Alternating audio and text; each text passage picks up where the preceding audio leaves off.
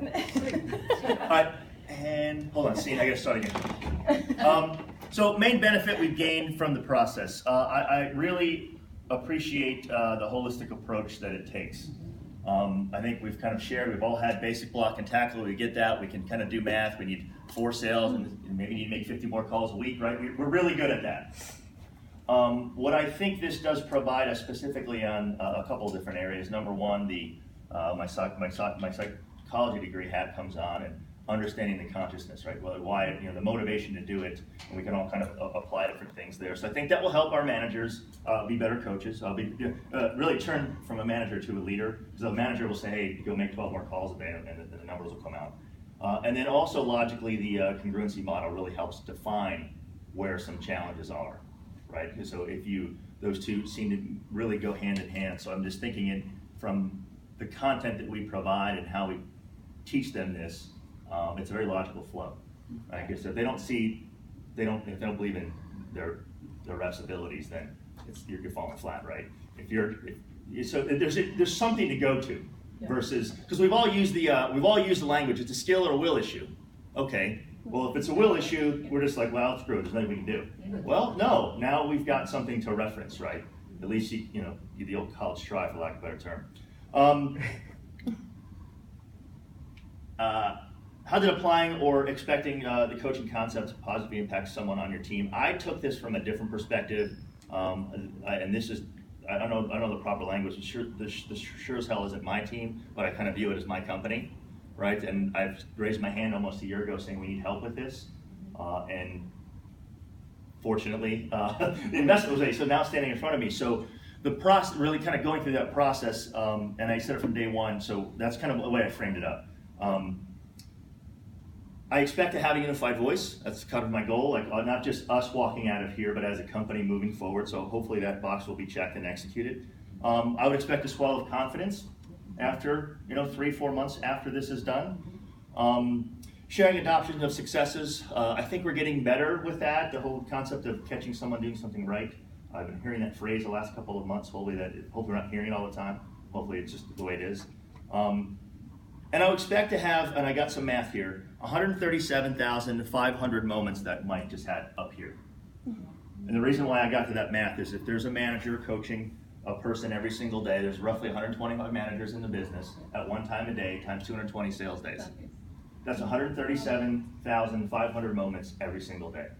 And that will, over the span of a year. And that will make a difference. That will help us win. I'm the guy, Chris is the guy, Tyler maybe to some extent. Jason, our win is, as I mentioned in front of, our win is paying our debt payment. And I'm fucking tired of that. Yeah. That was a win. Yeah. Right? And all of us are committed to this.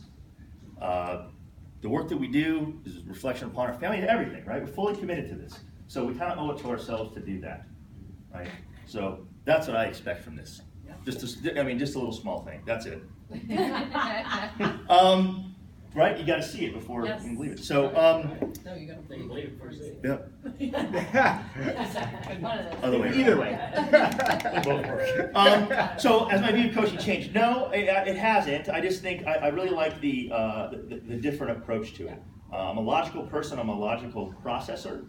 Right, so like you probably heard, like if it's a will issue, now we have something to go to and logically take someone down that path, right?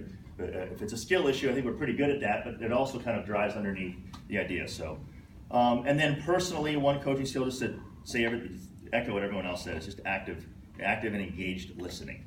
So just like everyone else, so quick to analyze the problem and provide the solution very quickly.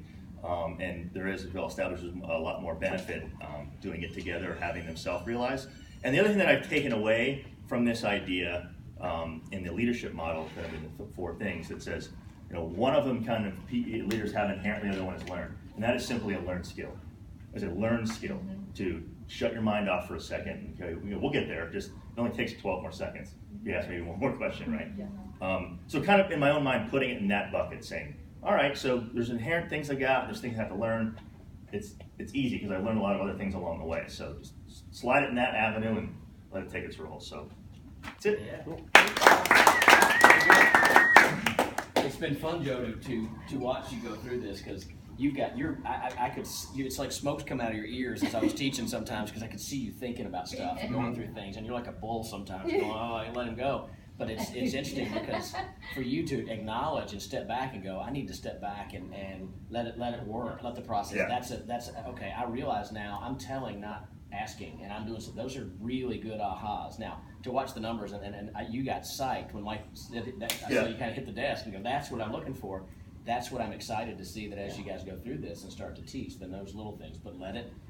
It's not going to be tomorrow. So it's like let it develop its skill, and it gets better. And that's what the process is about, not the event, right? Yeah. The event, you guys got a lot out of this event. It's the process now, the follow-ups and follow-throughs that start to cause things to start happening. That's going to be exciting to watch as we go through that. So very exciting. Well, thank you guys for sharing those, because those, to me, that's my validation when I get to hear from you guys about takeaways. And I wish I wrote the book, and I didn't, but I feel like I do my best job to present it in a way that you go, oh man, I get that. That makes sense. And so that you take away. And I'm going to leave you with a story, shocker, that is one that's that I think that it's funny. Real life thing happened to me, my son, but my son was in 6th grade, and he made the brand new elementary school. Middle school. So it's first year of the new school. So he tried out for football and he barely made the football team. He's a good athlete, but he, sometimes they don't show up at practice, and so he didn't show up very well. But he made the team. Coach said he barely made the team. So okay. So he makes a team. They're excited. He went out, worked hard the whole season, went 0-8, had an 0-8 season, lost every game. It was brutal. So they go out and practice every day, take a beating. Next year, though, here we come, second year of the school, and the way it worked was if you made the team your first year, you were going to be on all 3 years. You didn't have a choice. So it's like, all right, so the second year we're ready. Okay, now this year we're not a new school, no more new school excuse. We're going to go ahead and do it next year. So we had a good year. We went 0-8 again. And it's like, brutal, the second season. And I'm watching it go through, and this is not good.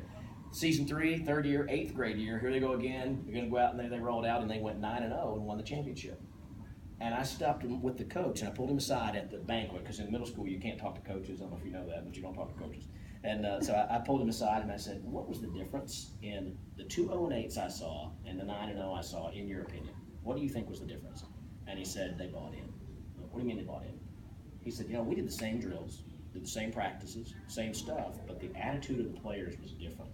And we had some kids that needed to move on. And when they moved on, this group of 8th graders owned it, and they took everybody else to the next level. Now, what he didn't tell me, which I knew, was we had a kid move in from California that played middle linebacker who was a beast. This kid was a great player. But one player didn't change the whole team, but what he did do is he was not 0-8 in his mind, and the other kids were 0-8. So he knew how to win. And when he came to practice, he started having fun. And everybody else, ships in the cargo rise with the tide. Well, when he came in, he changed. He was the catalyst for change. And when he did, it was there within the other players. They just had to have someone to pull it out of them. Does that make sense? Yeah. And when they did, all of a sudden they went 9-0 and won the championship game. And so, as you go through this process, I got news for you. You're the catalyst for change. Okay? And so as you go back to your teams and go back and work with them, you could go back and go through the motions for a week and then start to get excited and then go back through the motions and get back to what it is that I've always done and just do that. Or you can not just put your foot in the pool, but you can touch the bottom. And if you're going to get in and do this, touch the bottom.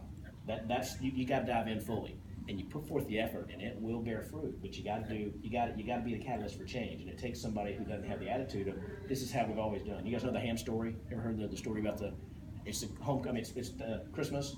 Mom's home, she's cooking the ham. She cuts the end off the ham, and the dad says, "Why'd you cut the end off the ham?" And she says, "I don't know. My mom always cut the end off the ham." Well, she's in the other room. Hey, Mom, come here. She comes in. Hey, why'd you cut the end off the ham? She said, "Hell, I don't know. My mom always cut the end off the ham." And so they call her, Grandma, why'd you cut the end off the ham? She said, "Because my oven was too small." It's like, okay, well, why have we always done it this way? And sometimes I think you think about if you're doing things the way you're doing them, you know what? If we ever stop to think maybe there's a different way or a better way to do it, so be open to those possibilities as we go through this. Okay. So with that, guys, I'm excited. We're gonna be in touch. We'll be communicating and getting things done. But it's been a pleasure to work with you guys. It's so easy. It's so fun to do it in groups like this. So thank you for Yep.